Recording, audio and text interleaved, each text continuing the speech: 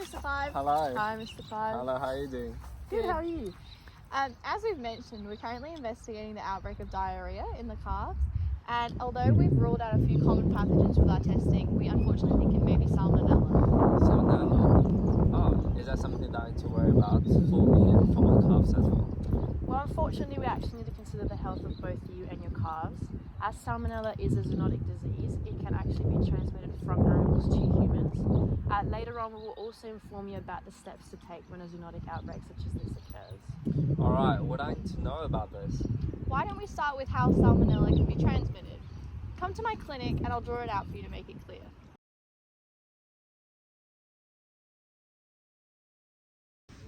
So, when calves are infected with Salmonella, they shed the bacteria through their feces. This contaminates the environment, such as water, feed and bedding, and equipment. You or anyone working here can pick up the bacteria through direct contact or through touching contaminated surfaces and then eating, drinking, or touching your face. Oh wow, that sounds like a big risk. It is, especially if proper hygiene isn't followed.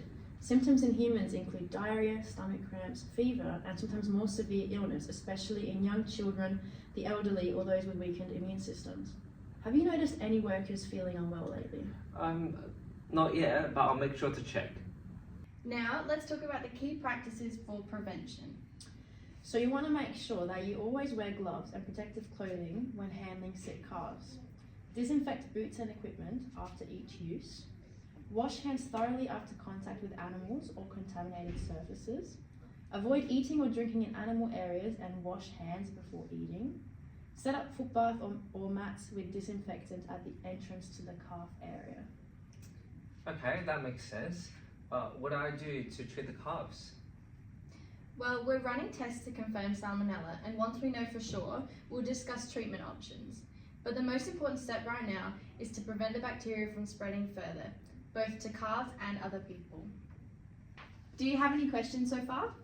Oh yeah, actually, what if one of my workers get infected? And then how do I report this outbreak? Well, if any of your workers contracts the disease, their clinician or pathology technician will declare this within 5 days of diagnosis to the Victorian Health Department. And also, as the farmer, you will be responsible for declaring this outbreak to Agriculture Victoria within 7 days.